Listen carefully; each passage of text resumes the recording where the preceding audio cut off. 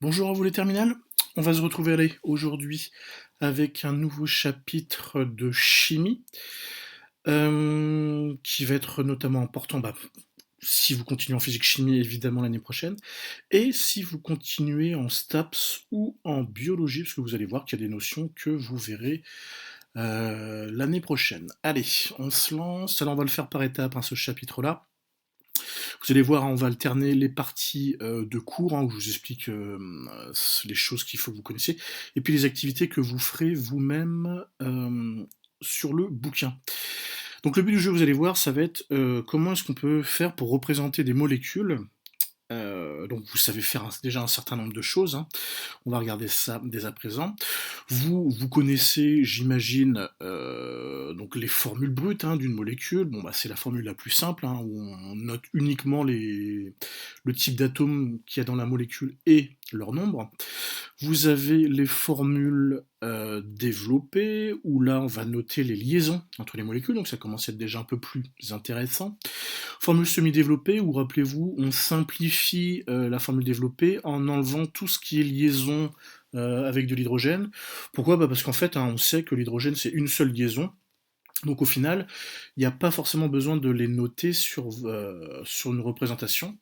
Vous connaissez aussi la formule topologique, où on simplifie encore. Dans les formules topologiques, donc on ne note plus, hein, les liaisons, hein, hydrogène, et on ne fait plus non plus, on ne note plus non plus les atomes de carbone. Alors vous commencez à voir qu'au bout d'un moment on note plus grand chose. Vous connaissez aussi, ça c'est les modèles moléculaires, hein, qui permettent de visualiser aussi les molécules. Donc chaque atome a sa couleur, hein. Donc c'est pour le carbone c'est une boule noire, pour l'oxygène c'est rouge, pour l'hydrogène c'est blanc, etc. Donc vous avez deux types, hein, de modèles, hein. Le modèle un peu compact où vous voyez pas vraiment les liaisons finalement sur ce modèle-là. Ici sur le modèle éclaté on voit un peu les liaisons. Donc tout ça, hein, c'est des choses que vous connaissez déjà. Il y a un petit souci, c'est que, ça il faut vraiment que vous ayez ça en tête dans ce chapitre, c'est qu'une molécule, c'est un objet qui est en 3 dimensions. Et donc il y a un petit souci parce que nous, on veut représenter ces molécules-là sur une feuille de papier, donc qui est forcément en 2 dimensions. Et en fait, on est un petit peu limité. Alors c'est pour ça que a été élaboré ce qu'on appelle la représentation de Cram. Donc c'est un chimiste, hein, qui s'appelle Donald Cram qui a imposé ça. Donc en fait, comment est-ce qu'il voit ça lui? Eh ben en fait c'est très simple. Une liaison chimique qui est dans le plan de la feuille sur lequel vous êtes en train de dessiner, on va représenter ça avec un trait comme on a l'habitude de faire. D'accord?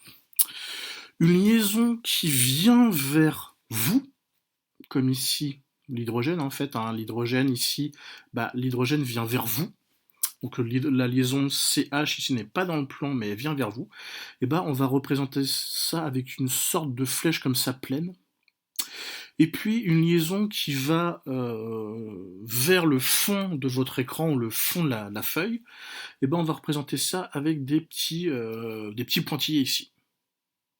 Donc très souvent, vous verrez que la base en chimie, hein, c'est l'atome, en chimie organique j'entends, c'est l'atome de carbone. Pourquoi c'est l'atome de carbone? Parce qu'il se trouve que l'atome de carbone, c'est l'atome qui peut faire le plus de liaisons. Du fait de sa configuration électronique à l'atome de carbone, il peut faire 4 liaisons. Et en règle générale, la forme des liaisons, c'est ce qu'on appelle le tétraèdre. Tétraèdre, hein, c'est une pyramide, si vous voulez, à base triangle. Ce qui fait qu'en règle générale, quand on représente tout ça, le tétraèdre, alors je ne sais pas si vous le voyez ici, hein, il est ici, hein, donc c'est un objet géométrique en 3 dimensions. Donc ici vous avez votre base, hein, hop, hop, ici, et puis votre pointe ici. Donc en fait, en règle générale, quand on représente des molécules relativement simples comme ça, on va mettre au sommet du tétraèdre, donc il y a tétraèdre par définition, il y a forcément 4 sommets.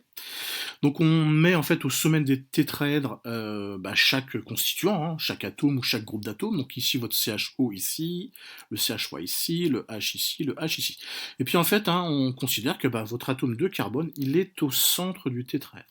Donc c'est vraiment L'objet de base en fait en chimie, c'est donc, hein, quasiment toute la chimie organique est, basée sur le fait que, bah, on retrouve des carbones tétraédriques, donc ça veut dire des carbones qui sont liés à 4 atomes ou à 4 groupes d'atomes.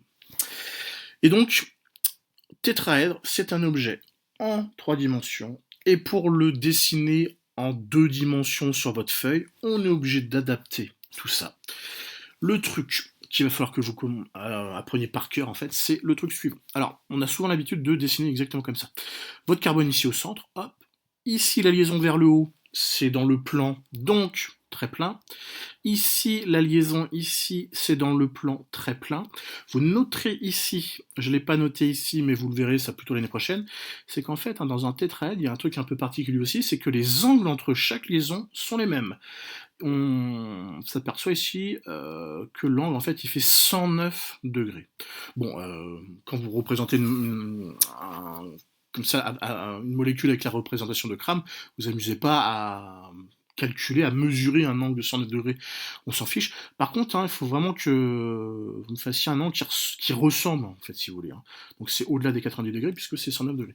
Donc ici, on a un angle de 109 degrés, hop, entre ces deux liaisons. Donc ces deux liaisons-là sont dans le plan, d'accord. Ici, hein, je vous ai dit, cette liaison-là, elle vient vers vous, d'accord. Donc ici, en fait, il y a un angle de 109 degrés, mais comme c'est en 3 dimensions, bah oui, c'est compliqué de faire un angle de 109 degrés en 3 dimensions. Donc en fait, hein, on le dessine toujours un petit peu comme ça. Cette liaison ici, elle va au fond de votre feuille, donc elle n'est pas, pas non plus dans le plan. Donc on la dessine comme elle va vers la, comment j'ai noté ça ici, en arrière du plan de la feuille, bah, pointillé ici. Donc c'est pareil, entre ces deux hydrogènes-là, il y a un angle de 109 degrés, mais bon, là, comme c'est compliqué, comme c'est pas dans le même plan, on ne le voit pas hein, sur cette représentation-là. Mais c'est pour ça qu'il va falloir que vous appreniez cette représentation-là, c'est en règle générale ce qu'on utilise. Alors si on regarde ici, vous voyez, hein, donc ça, typiquement, bah, si je retourne ma molécule, j'obtiens un truc comme ça, très bien. De temps en temps, ça peut être aussi noté comme ça, mais c'est un peu plus rare, d'accord. Ça existe, mais ça, c'est une représentation un peu plus rare. Hein. Les deux classiques, bah, ça va être ça et ça, d'accord. Alors évidemment, il n'y a pas que des molécules qui sont basées sur un seul tétraèdre. Hein. Il peut y avoir, sinon on ne ferait pas beaucoup de molécules, vous me diriez. Donc ici, vous avez par exemple deux carbones, hein. Un ici, donc qui sont tous les deux tétraédriques. Et donc dans ce cas-là, bah, on va avoir tendance à dessiner les molécules. Alors c'est souvent comme ça en fait. La liaison plan, regardez, la liaison plan, il y en a deux. Hein.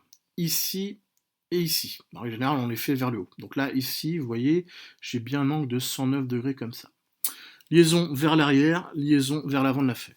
Typiquement, c'est ce qu'on fait.